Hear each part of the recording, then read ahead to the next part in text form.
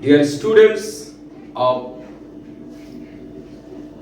SSC program, yes, this class is also applicable for the university admission program. Students who are seeking admission into public universities, medical and engineering universities. Today, you are going to enjoy learning English grammar with Kugan sir, and it's me. And we are actually enjoying our English at Cabis Oxford, which is an English institute, English language institute founded by former assistant professor Dr. Kugan Barua, Department of English, Khaza Yunusali University, and Newcastle University College Chittagong. For improving grammatical ability, you need to go back. The grammar structure you learned in your secondary, junior secondary, even in the higher secondary level. I think almost all the students learn them as they started learning or practicing grammar from the high school level. You can say from class 6, almost all the students know about the grammar. But due to shortage of time, as they have to remain very busy, they cannot practice a lot. That's why they actually almost all the time forget the different types of most important grammar structures. That's why I have designed a few patterns for active voices and 3 patterns for passive voices, and this is one of them. I have already discussed in my previous lectures about 5 or 4 patterns for active voice, and this one is the first pattern for the passive voice. Okay, before going to start our lesson, just I am going to familiarize you with a few tips that I have enlisted here to give you fundamental idea of passive voice. Tip 1. In tip 1, I have enlisted all the auxiliary verbs used for framing active voice, and I think you have seen it in our active voice patterns that I have already shown you earlier. And in tip 2, here you see I have enlisted here the auxiliary verbs for framing passive voice. Just notice carefully. Tense is of 3 kinds mainly: present tense, past tense, present tense, and each tense has 4 aspects: simple, continuous, perfect continuous. In the same way, I have enlisted for passive also. Here you see, for present simple, do does in active, but in passive voice for present simple, am is are. For first simple, did in active; for first simple, for passive, was here. Here in for future simple shall will, but for future simple in active passive voice shall will be.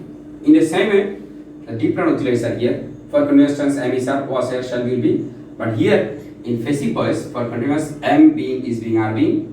For first, was being, are being. For future shall be, will be. And there are some others. You just check them later. Now I am going to show you tip 3. In tip 3, I have enlisted all the subjective forms of pronoun. Here subjective form I, objective me, subjective we, objective us, subjective you, objective you, subjective he, objective them, him, subjective she, objective her, subjective it, objective it.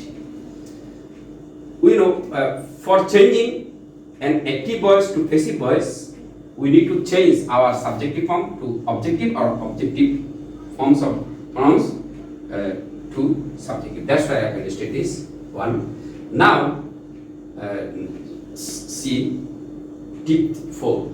Is tip 4 principal verbs. There are a lot of principal verbs, but in a small pattern like this, it's not possible to enlist all the verbs together.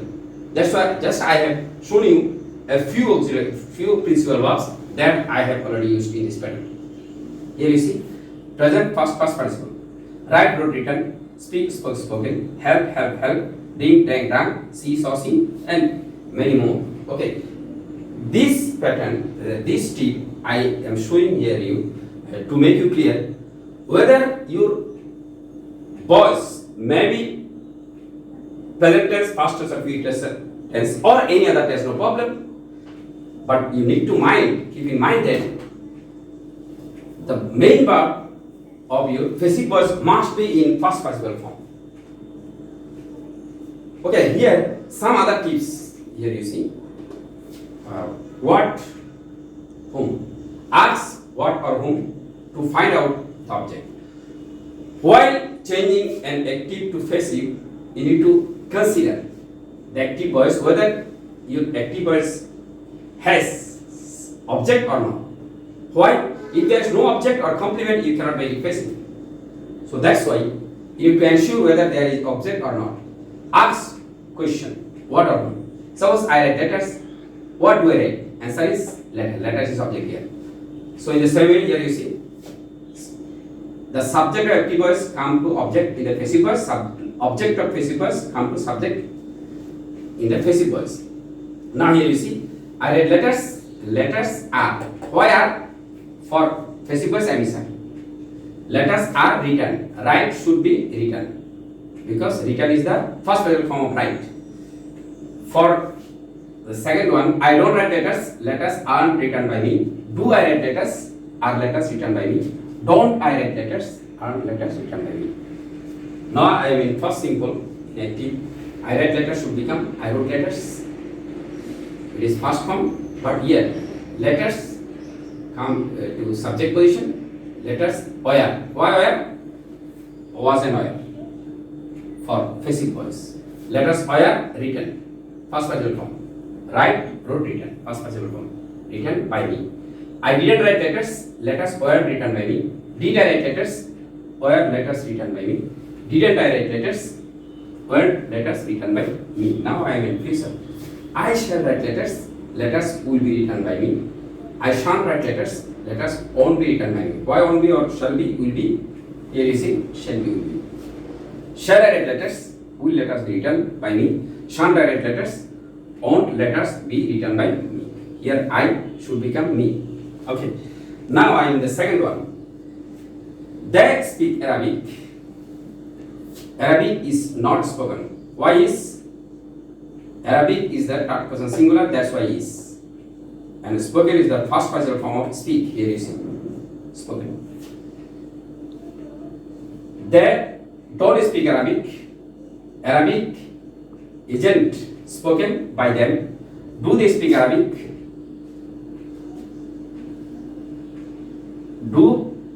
Does Arabic spoken? Yes. Arabic isn't spoken by them.